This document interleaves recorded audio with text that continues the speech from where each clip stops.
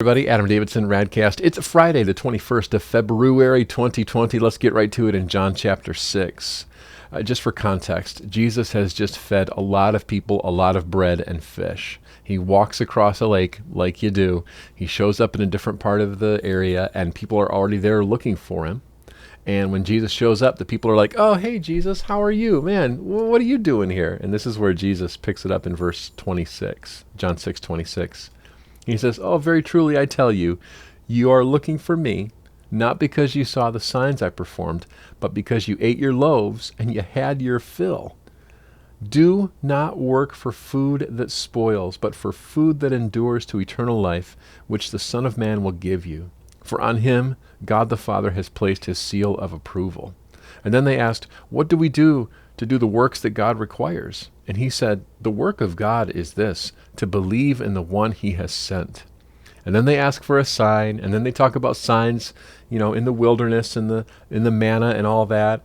And then Jesus said, "You guys, you're still focused on the bread." He says, "Listen, it's not about the bread. It's not about food. It's about spiritual food. It's about bread from heaven. It's about something that will give life to you spiritually, not just physically." And then in verse 34, they're like, "Oh, that sounds good, Jesus. Give us that bread." And then Jesus, with his head in his hands, I think in love and frustration, because I think Jesus does get frustrated with us sometimes, he says, "I am the bread of life." He says, "Whoever comes to me will never go hungry, and whoever believes in me will never be thirsty." He says, "I've told you all of this, and you still don't believe." Now, here's the thing. We get all mixed up. We have spiritual voids that we want to fill with physical things, and this is a great example of that. How many of us, in our feeling of just being separated from God, in our angst, in our panic, fill that up with other stuff? It's media, it's food, it's relationships, it's even Facebook and YouTube. And Jesus is saying to us, to you and I today, you have a hunger that is so deep that you try to fill with just surfacey things in this world. You will never be full.